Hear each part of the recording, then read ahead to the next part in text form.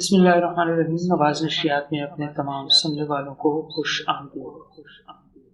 دوستو، نواز نشریات پر آپ کے لیے خوابوں کی تعبیر کا سلسلہ شروع کیا گیا ہے اور آج اس سلسلے کا دوسرا ایپیسوڈ آپ کی خدمت میں پیش کیا جائے گا، جس میں ہم بات کریں گے کہ اگر کوئی شخص خواب میں خلفائے راشدین کی زیارت کرتا ہے تو اس کی تعبیر کیا ہوگی۔ اس سے پہلے کہ ہم اپنے سلسلے کی طرف بڑھیں، آپ سے گزارش ہے کہ اگر آپ اس چینل پر نئے ہیں تو چینل کو سبسکرائب کیجیے گا، بیل آئیکن کو ضرور دبائیے گا تاکہ اتھینٹک اسلامک معلومات آپ تک بر وقت پہنچتی رہیں۔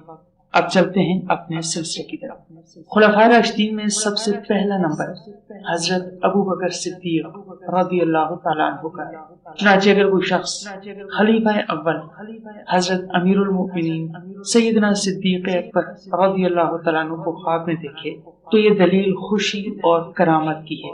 اگر کوئی شخص آپ کو کسی شہر میں زندہ دیکھے اور خوش دیکھے تو یہ دلیل ہے اس بات کی کہ اس ملک اور شہر کے لوگ بکثرت زکوٰۃ اور صدقہ دیتے ہیں۔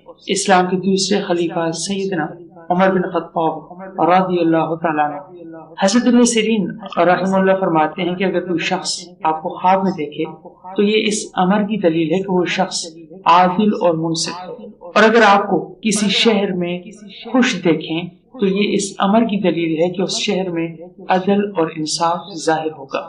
اس کے بعد تیسرے خلیفہ سیدنا عثمان بن عفان رضی اللہ تعالیٰ عنہ ہیں، اور اگر کوئی آپ کو خواب میں دیکھے اور خوش دیکھے تو یہ اس امر کی دلیل ہے کہ اس شہر کے لوگ قرآن مجید اور علم سیکھنے میں رغبت رکھیں گے۔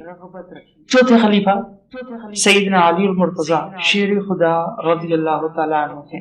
چنانچہ اگر وہ شخص آپ کے خواب میں دیکھے اور خوش دیکھے تو یہ اس امر کی دلیل ہے کہ وہ کرامت اور شجاعت اور سرداری پائے گا، اور جس شہر میں دیکھے وہ شہر عدل و انصاف سے متصف ہوگا، لیکن کبھی کبھی ان کے درمیان نزاع اور جھگڑا بھی ہوتا رہے گا۔